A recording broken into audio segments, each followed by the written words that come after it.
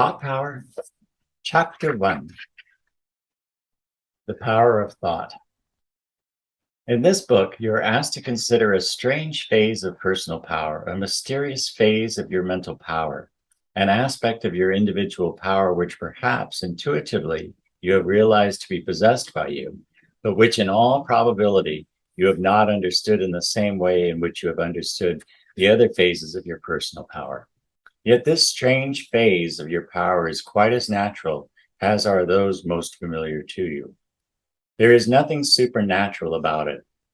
It falls into its place in the natural order of things. It is governed by natural law and order.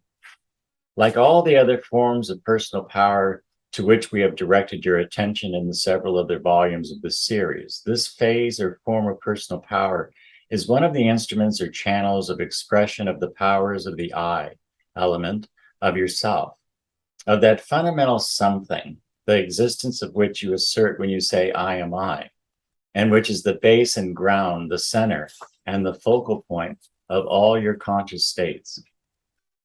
This I am I, in fact, is a focalized center of expression of that all power from which all power proceeds, and in which we live and move and have our being, an expression of that which in this instruction is known as power. The particular phase of personal power which you are here asked to consider is known as thought power. By this term, however, we do not mean the exercise of the faculties of thought along the lines of logical reasoning, inductions, analogy, judgment, etc., nor along the lines of creative and constructive imagination, inventive effort, etc., both of which lines we have considered in detail in other volumes of this series. The phase before you for consideration is that which is concerned with the influence of your mental states, particularly your ideas and mental pictures over persons, things, and conditions external to yourself, with the influence exerted by your thoughts over your environment in general. Up until about 40 years ago, the serious assertion that one's thoughts exerted an influence extending far beyond the physical organ in which they were generated, which influence produced effects upon distant persons, things, and conditions, would have been received with the utmost incredulity, disbelief, ridicule, and derision on the part of the general public. Such a statement would have been interpreted as an expression of gross superstition, credulity, and lack of common sense. In fact, in many cases, the sanity of the person making the statement actually would have been questioned. But during the past 40 years, particularly during the last 20 years, there has been quite a change in the public belief concerning this general subject. At the present time, the statement above alluded to is regarded as quite familiar, trite, and commonplace, even though the hearer may not accept it as correct.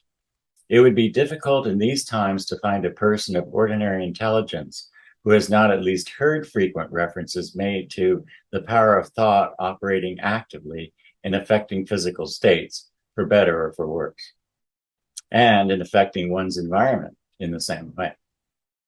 Indeed, it is not too much to say that at the present time, the great majority of persons accept the theory and principle of thought power, as above explained, to some extent, the degree of acceptance ranging from complete and earnest belief down to the general belief that there is something to it. The principles of thought power, in fact, have been adopted by many schools, cults, sects, quasi-religious organizations, etc., and have been employed as the base and ground of numerous ologies and isms.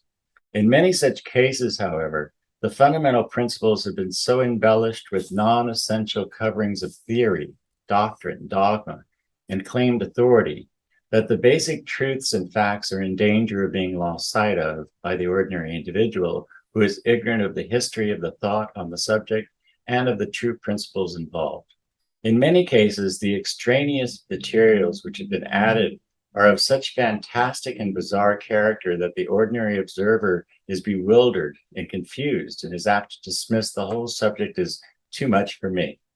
Yet the elemental principles involved are quite simple, and the laws under which they manifest and operate are quite easily understood by any person of average intelligence.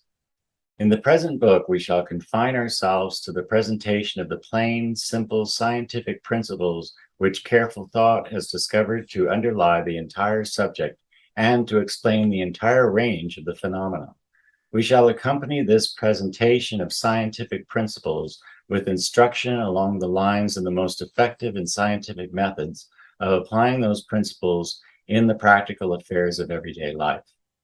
The entire treatment of principle and practice shall be scientific, quite as scientific as would be an efficient treatment and presentation of the subject of electricity or any other branch of physical science. This because thought power, like every other form of power manifested in the universe, has a natural scientific foundation, ground and base, and is under natural law and order. There is no more reason for the subject of thought power being surrounded by a mass of non-essential, extraneous material or quasi-religious, technical, metaphysical, or esoteric theories, doctrines, or dogmas than there is for the subject of electricity, physical power of any kind, or any phase of physical science, being so conditioned. What would be thought of one who would seriously attempt to teach the subject of the principles and application of electricity as a part of some quasi-religious metaphysical doctrines or esoteric teaching? The verdict would be that such a person was going a long distance out of his way, and that he was attempting to obscure simple natural principles by a covering of supernatural teaching. Yet this is just what many of the cults and schools have been more or less successfully doing in the case of thought power. This does not mean that the subject of thought power is opposed in any way to true religious feeling or thought, or to rational metaphysical or philosophical teachings. On the contrary, we hold that true religious feeling and thought constitute a true tower of strength for the individual, and that rational, metaphysical, and philosophical knowledge enables the individual more intelligently to apply any and all of his powers. The distinction we wish to make is merely that thought power, like any other form of natural power, does not depend upon any particular religious, quasi-religious, metaphysical, philosophical, or esoteric doctrine, theory, dogma, or teaching. Like any other natural force, thought power operates along well-established natural lines and may be successfully applied by anyone intelligently understanding the laws and order of its manifestation. Again, like any other natural force, thought power is no respecter of persons. It has no favorites among individuals. It affects all who come under its influence unless they know how to divert its energy. It may be misused as well as used properly. It may bring pain as well as pleasure, harm as well as benefit, according to its direction and application. It may be bad as well as good, according to its use and direction and according to the moral character of the person employing it. Like electricity, gravitation, light, heat, mechanical force, it is open to all persons, good and bad, high and low, just and unjust, provided that they know how to call into operation its forces. It may be set into operation by subconscious effort as well as conscious.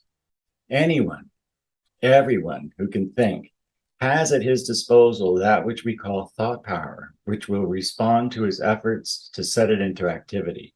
In nature's plans, it follows the same general rule which governs all of the natural forces, energies, and powers.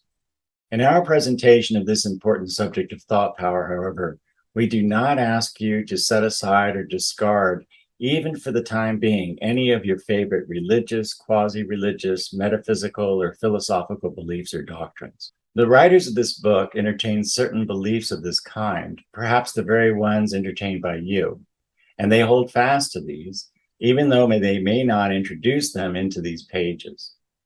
They merely ask you to be willing to follow them in their consideration of thought power as a purely natural force or power, just as you would have them consider electricity, gravitation, etc. They ask you to accompany them in their consideration of the subject of thought power along the lines of scientific treatment, rather than that of metaphysical, philosophical, or religious speculation, doctrine, or dogma. They ask you to accompany them in their consideration of the subject of thought power along the lines of scientific treatment, rather than that of metaphysical, philosophical, or religious speculation, doctrine, or dogma.